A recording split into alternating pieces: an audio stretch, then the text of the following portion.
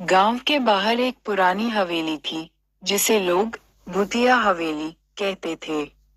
कई सालों से वह हवेली वीरान थी।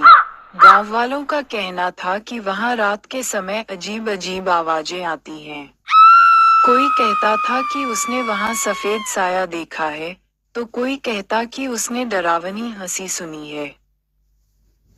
एक दिन गांव में राजू नाम का एक निडर लड़का आया।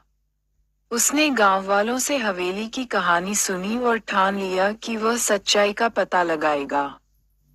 राजू ने रात के समय हवेली में जाने का फैसला किया। उसने अपने साथ एक लालटेन ली।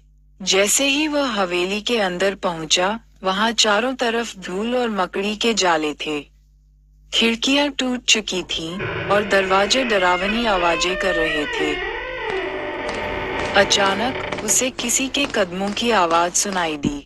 वह डरते डरते आवाज की ओर बढ़ा। उसे लगा कि कोई उसकी ओर देख रहा है।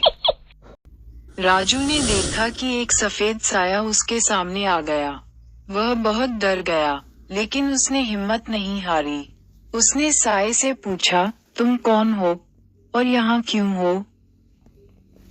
साये ने धीमी आवाज में कहा, मैं इस हवेली का पुराना मालिक हूँ। मेरी हत्या मेरे ही रिश्तेदारों ने लालच में की थी। मेरी आत्मा को शांति नहीं मिली। अब मैं यहाँ भटक रहा हूँ। राजू को ये सुनकर दुख हुआ।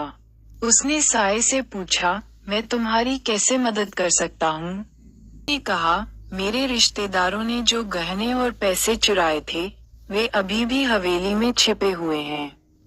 अगर उन्हें निकालकर गरीबों में बांट दिया जाए, तो मेरी आत्मा को शांति मिल जाएगी।